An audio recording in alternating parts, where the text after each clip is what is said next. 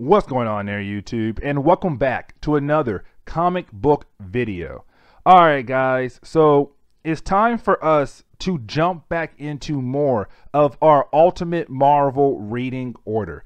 Now guys, today we're going to pick up with Ultimate Spider-Man Volume 4. Now guys, if you are new to my channel guys, every Monday I upload one video covering the Ultimate Marvel reading order. So if you are new to my channel guys, please hit that like, subscribe if you want to follow along as we go through the Ultimate Marvel reading order. Now guys, today we pick up with Ultimate Spider-Man Volume 4. And guys, Volume 4 is basically the return of the Green Goblin. This is the return of Green Goblin in the Ultimate Universe. And guys, we have not seen him ever since the ending of Volume 1, where he got shot by police officers and he fell in the river. And no one has seen him since. And so guys, Volume 4, we pick up with Ultimate Spider-Man number 22. And the thing is though guys, with this book right here, the opening pages is basically just Peter Parker being a superhero. That's really it, because you have a bunch of kids who are out there right now on roller skates going around New York and just stealing people's stuff on the streets. And of course, you got Peter Parker being Spider-Man going around and basically stopping those kids from getting away. Those pages right there do not matter at all. Now, we do jump forward to Peter Parker arriving to school late. And of course, you know, when he gets there late, the teachers are mad at him, but they forgive him because he is the smartest kid in school. Now, you do have Mary Jane and Peter Parker talk about, you know, basically what happened at the end of our video of Volume 3. And the thing is though, guys, at the end of Volume 3, Peter Parker did defeat Doc Ock. He did defeat Kraven the Hunter. The problem was though, guys, when he got home so late, Aunt May said, "You're grounded." Like, you're basically grounded. You got home so late, you lied to me. I called your job. I called your boss. I'm sorry, your job. I called your job. I called your girlfriend, and they told me that you weren't there. And so she basically flat out grounded Peter Parker. And so you have Peter Parker tell Mary Jane, listen, I'm grounded now. I'm grounded. Like, I can't leave. You know, I can't be Spider-Man. I can't go to work. And you cannot definitely not come over because, again, I am grounded. Now, while Peter Parker and Mary Jane are talking to one another, Harry Osborn arrives out of nowhere. And guys, we have not seen Harry Osborn ever since the ending of Volume 1, when he had basically an episode in front of school saying that was my father. My father tried to kill me. He was that monster. Guys, last time we saw Harry Osborn, he had a breakdown. He had a huge breakdown in front of the school. And so the police officers just took him away. And so guys, with him being back here, you know, you kind of have Peter Parker and Mary Jane and the rest of the school kind of like, Harry, why are you here? Where have you been? We thought we would never see you again. Like, what happened? And you have Harry say, listen, I had a breakdown. You know, I had to see some doctors. They kind of helped me through my mom's death. But, you know, I'm better now. Now, you do have Harry look at Peter and say, hey, Peter, by the way, my dad wants to see you. My dad wants to hang out with you. And for Peter, it's kind of like, what? Your dad? But I thought your dad, you know, was dead, or that monster that tried to kill Spider-Man. And you have Harry said, no, that was me being crazy. That was not my father. It's okay. Like, he's all good now. We're happy. You know, we actually have a better father and son relationship now. Now, you do have Peter tell Harry that he can't because, hey, Aunt May grounded me. So I can't go over for dinner because I'm grounded. Now, you do have Peter web-sling home to his house. Now, on his way home, Peter is freaking out because he knows that Norman Osborn knows that he is Spider-Man, which means Norman Osborn could come after Aunt May. And so right now, Peter is just freaking out. He's kind of like, I can't believe that Norman Osborn is back. This is not good at all. Now, when he does get home to his school, he does see a limo. and some random lady in his house. And this lady tells Peter and Aunt May that Norman Osborn has invited Peter over for dinner. Now, guys, this is Norman saying, I am not taking a no for an answer. You are coming over for dinner. And so you have Aunt May tell the lady, like Norman Osborn's assistant, yes, Peter can go. Yes, he's grounded, but this is his best friend that he has not seen in a long time. So Peter, you can go. You can go see your best friend and his father. And so Peter does get inside the limo and he does go to the Osborn's home in the middle of the city. Now, guys, you do have Harry kind of like walk Peter up to the penthouse and everything. You kind of have Harry tell Peter like, hey, listen, I talked to your girl, Mary Jane, and she really does love you, man. So don't mess up. Now, after Harry tells Peter that, Harry said, listen, I have to go finish with my doctor. Go in there. My dad wants to talk to you alone. And so you do have Peter go inside Norman Osborn's office. And Norman Osborn does walk out. Now, guys, this is crazy right here because you do have Norman Osborn say, listen, last time I saw you, I could not control my alter ego, the Goblin. I could not control that at all. But now I can. I can control it. And by the way, I've been watching you. I've been watching you for the past few months now, whatever. You know, when you fought Kingpin and Electro, when you fought Doc Ock and Craven, I have been following you for the past couple months. And the thing is, listen, since it was, I can't talk, guys, sorry. He said, listen to me, Peter Parker. Thanks to me, you're Spider-Man. So you are going to basically work with me. And you have Norman Osborn turn into the Green Goblin and saying, you, again, will work for me. And guys, that wraps up Spider-Man number 22. But the next book, 23, gets even better.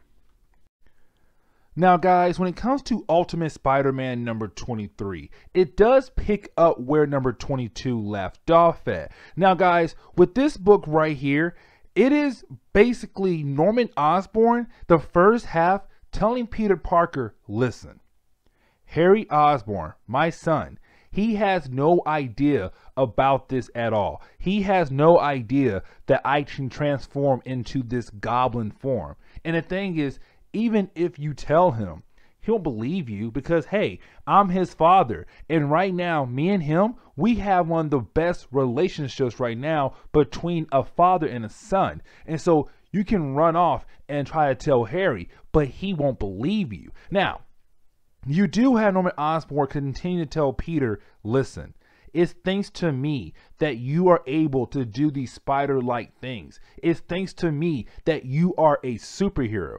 So listen to me now, Peter Parker. Because I made you, because it was my formula, I technically own you. So you are going to work for me. You are going to help me out and help me complete my mission. And so you will not be a superhero anymore. You'll work alongside with me as we try to basically take over New York. Now, guys, you have Norman Osborn tell Peter, you cannot run anywhere. Nobody can help you. And if you try to run to anybody, I will kill your aunt. I will kill your girlfriend, Mary Jane. I will kill every single person you love. Now, you do have like Harry Osborn walk in and you do have Harry talk to Peter and Norman like, you know, nothing big just happened right here. But the whole time, Peter Parker is freaking out. He is freaking out because he's kind of like, oh my God, if I do anything, this man will kill my Aunt May.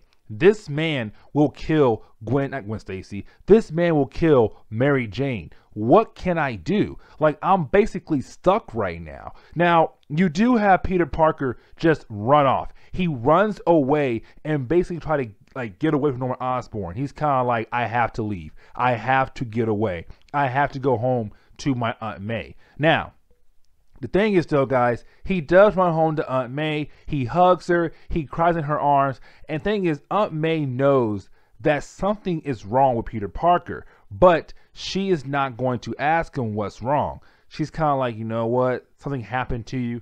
Let's hug it out. I'm here for you. I'm your aunt. I've been here for you for years. Just go ahead and cry it out. Now, we do jump forward like a couple hours after Peter Parker had ran home after visiting the Osborns. And the thing is, he's on the phone with Mary Jane, and he kind of wants to tell Mary Jane that, listen, I need you to stay away from Harry. I need you to stay away from the Osborns, period. Like, stay away from them. The thing is, though, guys, out of nowhere, somebody knocks on his basement door. And, of course, it is Gwen Stacy. Now, the reason why she is here, this is basically Brian Michael Bendis getting ready to develop Gwen Stacy more in Ultimate Marvel. Because, guys, you have Gwen Stacy tell Peter Parker and also Aunt May that her mom just ran off. Her mom just ran off to Chicago with some man and left her and her father behind.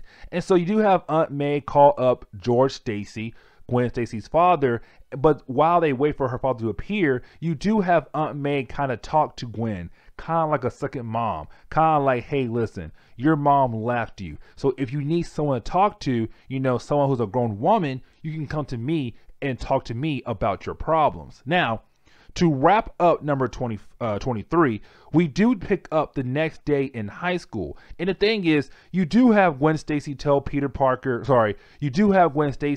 Mary Jane about what happened last night with Peter Parker, Aunt May, and Gwen Stacy. And of course, Mary Jane does not like the fact that Peter had someone else over, and especially Gwen Stacy. Now, Mary Jane wants to talk to Peter Parker, but at the same time, Peter Parker wants to talk to Mary Jane about the Osborns. The problem is, though, right before they are able to talk to each other, somebody calls Peter Parker over the intercom saying, Peter Parker, please come to this room right here. And when he does, the room starts to change, and that wraps up number 23.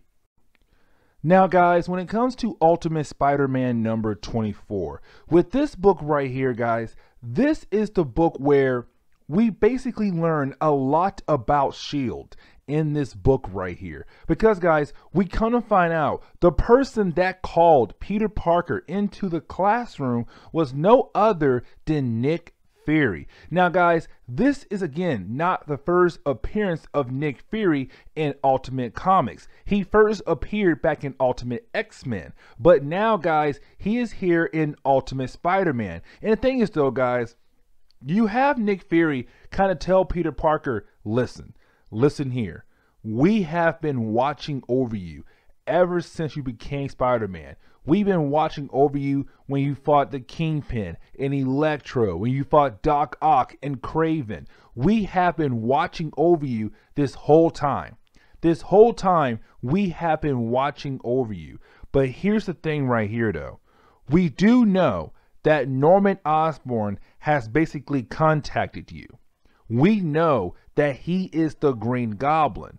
And the thing is, we are watching over you and your aunt and your girlfriend Mary Jane. We are making sure that every single person is okay. Now, you do have Peter Parker kind of like, okay, cool. You know, I'm happy you're here. But here's the thing, though. I need you to go ahead and arrest Norman Osborn. And the thing is, though, you have Nick Fury saying, we can't do that.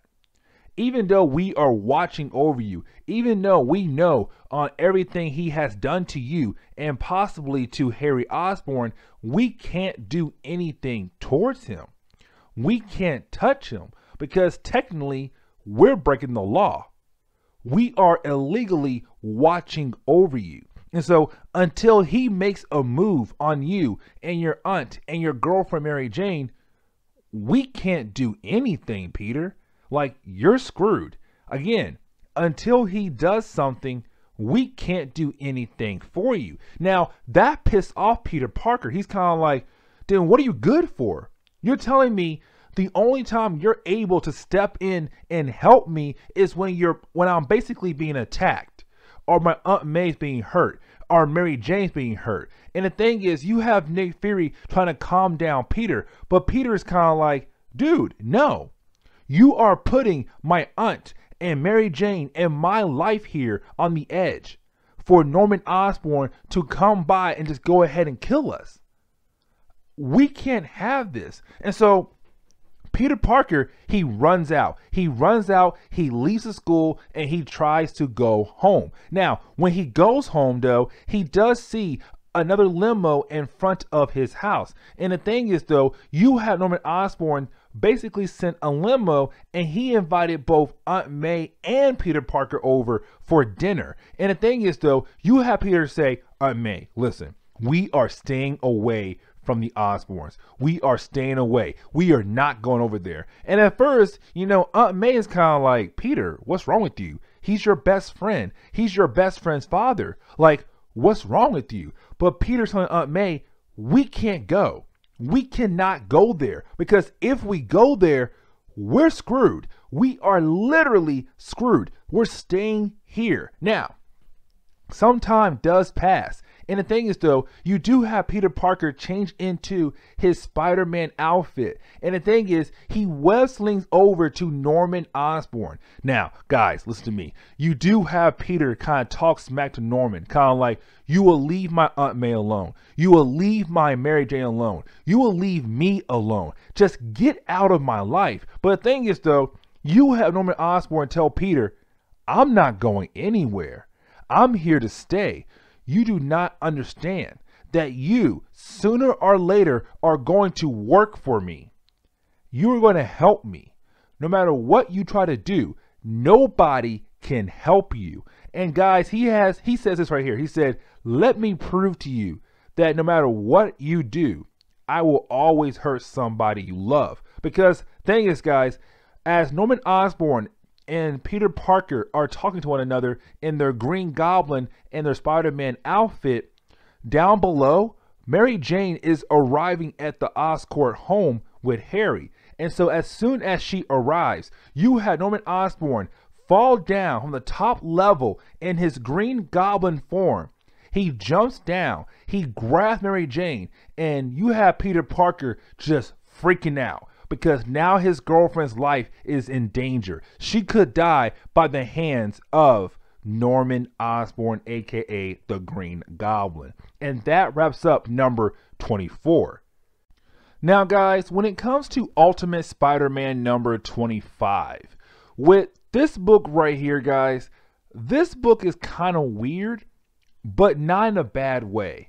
What I mean is that, guys, we pick up in the past. Because, guys, Brian Michael Bendis, when he sat down and wrote this book right here, this book was more of, okay, let's explain what happened to Norman Osborn and Harry Osborn in the months they were gone from Volume 1 all the way up to Volume 4. Because, guys, at the end of Volume 1, we saw Norman Osborn get shot by the police officers, and he disappeared. Harry Osborn had a breakdown, and he was sent away by the police officers.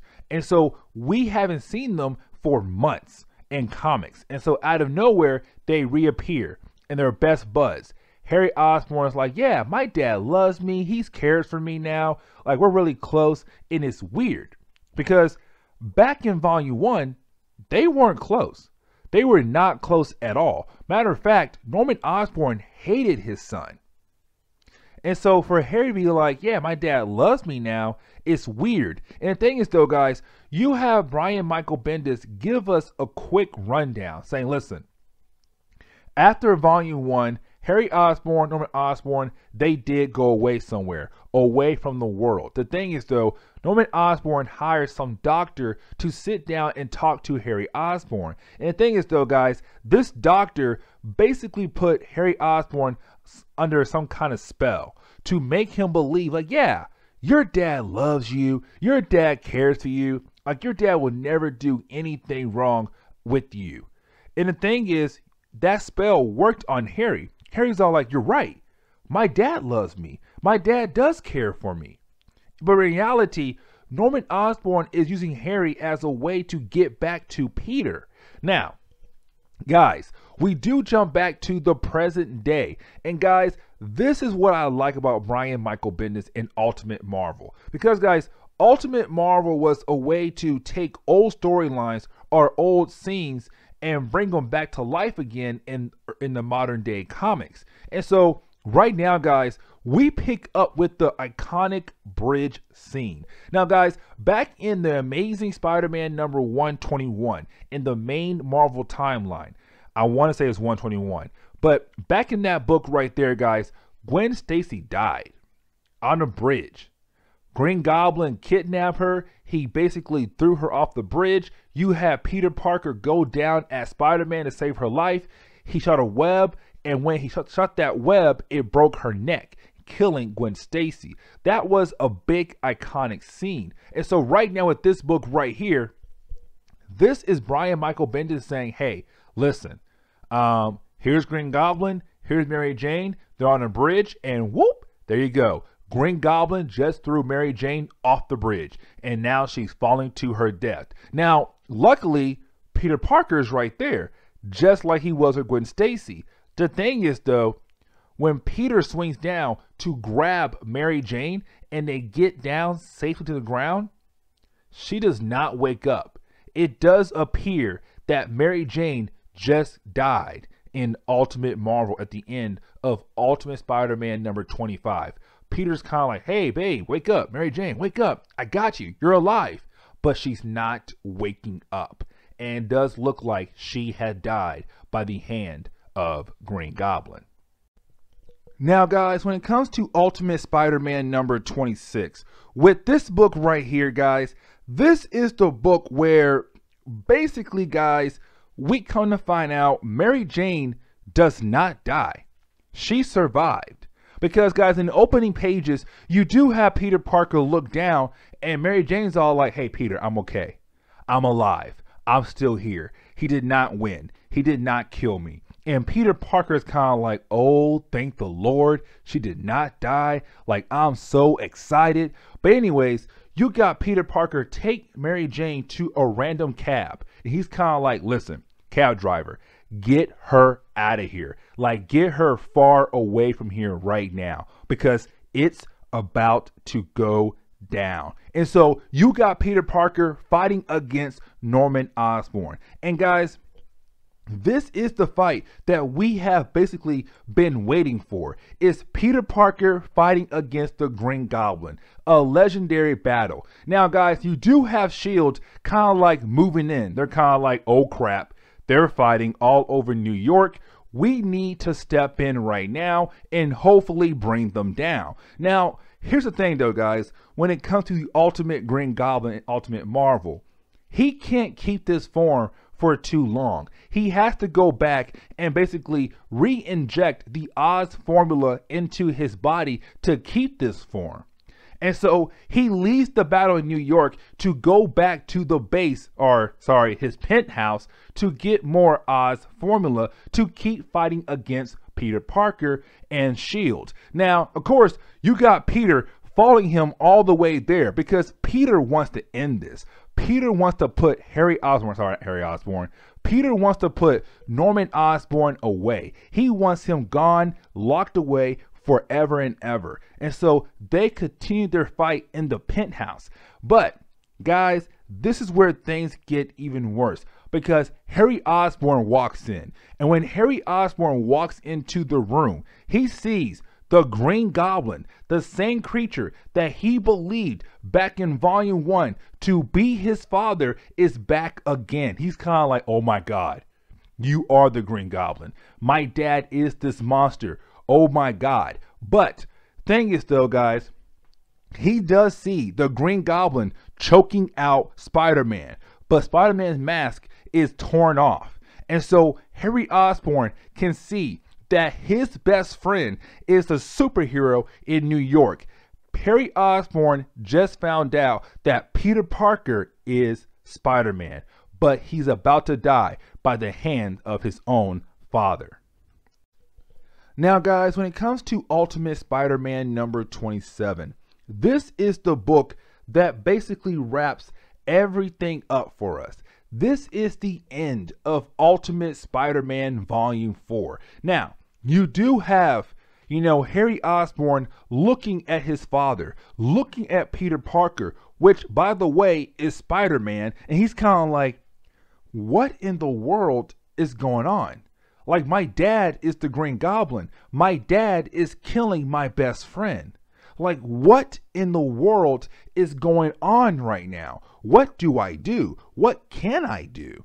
And so you have Harry Osborn just stand there. Now, you do have Peter Parker able to break out of the hold of Norman Osborn to continue their fight. Now, they do go back and forth for like a few more pages, but Norman Osborn was able to get a hold of Peter Parker one more time. And it does seem like this time Norman Osborn is going to kill off Peter Parker. Now, while Norman Osborn is trying to kill off Peter Parker, Harry Osborn was able to grab some kind of metal pole and stab his own father right in the back.